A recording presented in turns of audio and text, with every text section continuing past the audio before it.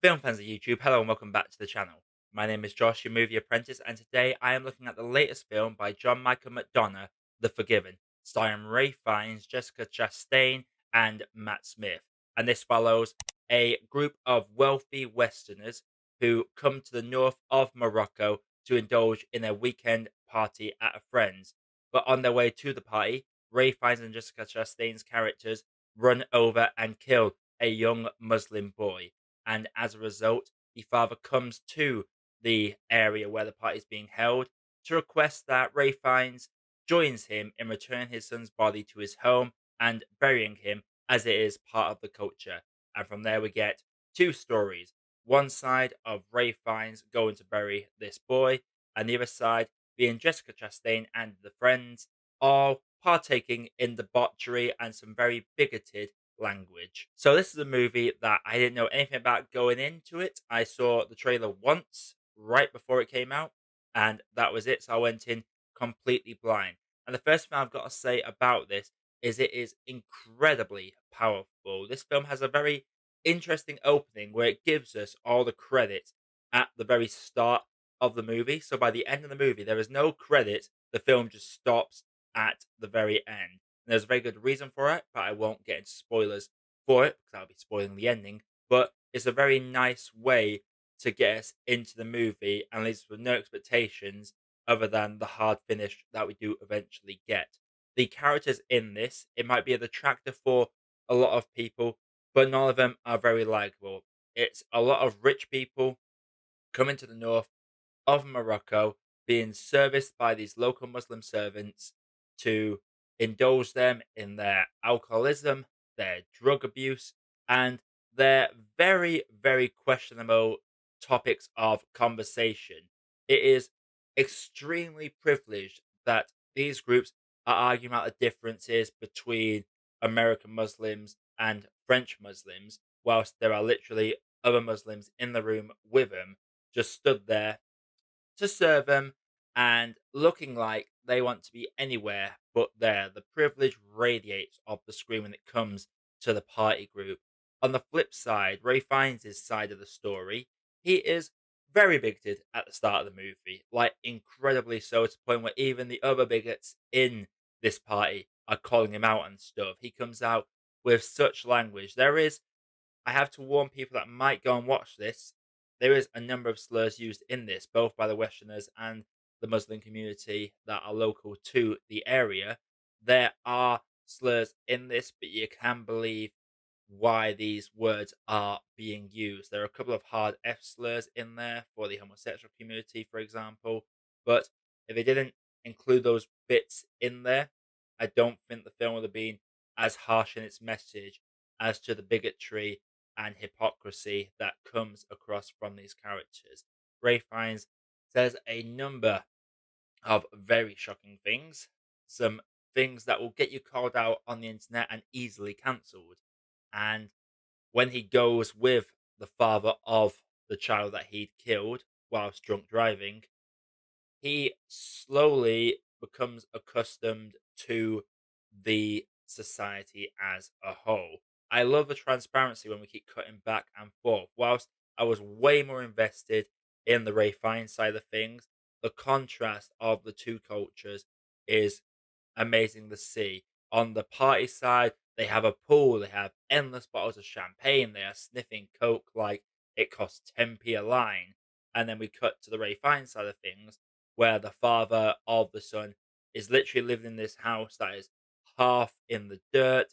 They sleep on these mattresses with no bed frames. Like the contrast in the two cultures and the lifestyles is plain to see. And Ray Fiennes does begin to tone down his hypocrisy and his bigotry as the film goes along, as he begins to develop friendships with those that he is traveling with. And it is really, really well done. This is a movie that the only thing that's really marketing it, besides that one trailer, is the names Ray Fiennes, Jessica Chastain, Matt Smith. These are the big names that are plastered on the posters going into it. But for me, Ishmael Kanater, the guy who plays the father of the son, he is by far the standout in this movie. My favorite part of this whole movie is a conversation he has with Ray Fiennes' character in the second or third act, and it's just two fantastic actors playing off each other very well. I would be remiss if I didn't at least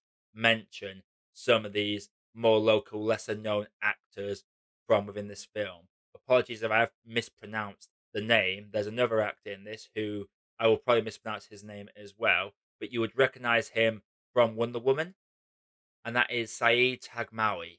He is in this as the translator, and the moments he shares with Ray Fiennes and the exchanges that he has with him are some of the strong moments as well. A lot of the strong moments are exclusively on the Ray Fiennes side of things, and the transformation his character goes through whilst being in Morocco and spending time with the locals and seeing their cultures play out and experiencing it firsthand personally. He changes way more than these privileged Westerners that have come to this party in this very high class villa do in that weekend. And that is another sort of parallel because you always have them people say, I want to go out and experience the world. But they always experience the world in a tourist manner where they still get their comforts from home, just in a different setting. Whereas the character that Ray Fiennes plays goes and actually lives this whole culture. So he's definitely changed more as a person than the rest of the people indulging in the debauchery. Like I've said, this is a movie that will deter a few people just purely because it is unfiltered in the language that it uses and the way it portrays some of the characters. You can argue there is not a single likable individual in this. There is one or two probably, but there's always some ulterior motive or some dark secret that each one is hiding. So the long and short, no character here is a perfect hero to follow. Every one of them has a flaw, and that for me is one of the stronger elements of storytelling. The opening 15 minutes or so can get a bit jarring. Like I said, all the credits are in the opening of the movie, and that throws you a little bit, especially with the janky storytelling that's taking place whilst these credits are showing up on the screen. Once it gets past that, and the film actually settles into its rhythm and its pacing, it improves tenfold. But the first 5-10 minutes, those can be a little bit rough to get through. And like I said, the finale is one that you could see coming, but it's still a shock. It is still an impactful ending. So when the film just stops and cuts to black and there is no credits, because we've already had them credits at the start, that was a really clever decision by the director and the editor to have the film just end because it made sure that the ending stuck with you, and it is kind of an eye-opening lesson to the levels of acceptance and privilege in the world. I know as a straight white guy living in the West, I have very little that I can feasibly say about the privilege side of things. But the fact that you have these people that seem to see themselves as the peak of tolerant coming out with some of these lines that are so bigoted, almost to the levels of in Knives Out, where you had these rich people from the left and the right talking about the legality of murder getting into the country. It's that sort of level where they're talking like there's nothing wrong with it. But you can tell by the staff around them that are local, clearly, they despise every person in that room, no matter how tolerable they claim to be. Chastain side of the story is fine. It is definitely a lot less interesting than the Ray Fiennes side of the story, but it is still an interesting watch and isn't a complete annoyance when we cut back to her side of the tale.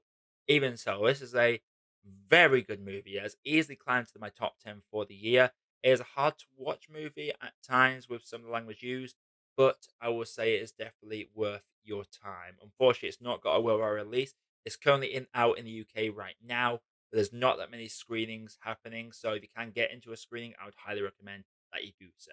Overall, for me, The Forgiven is a very good movie with some fantastic performances, both by the A-list actors and the lesser known actors that carry this movie. The two sides of the story, where one is more engaging than the other one. They are both still opposite sides of a coin that do balance well with each other. And the choice to have the credits at the start is really well done when we consider how the film finishes. So overall for me, I'm gonna have to say that The Forgiven is a good cup of tea. So The Forgiven, have you seen it? If you have, let me know what you thought down in the comments below. If you like what I do on this channel, consider clicking that like button and subscribing for more content like this coming all the time. But until next time, everybody, my name is Josh. I've been your movie apprentice, and I'll see you all in the next one. Push another Sally, keep it gutter like the alley, turn it up.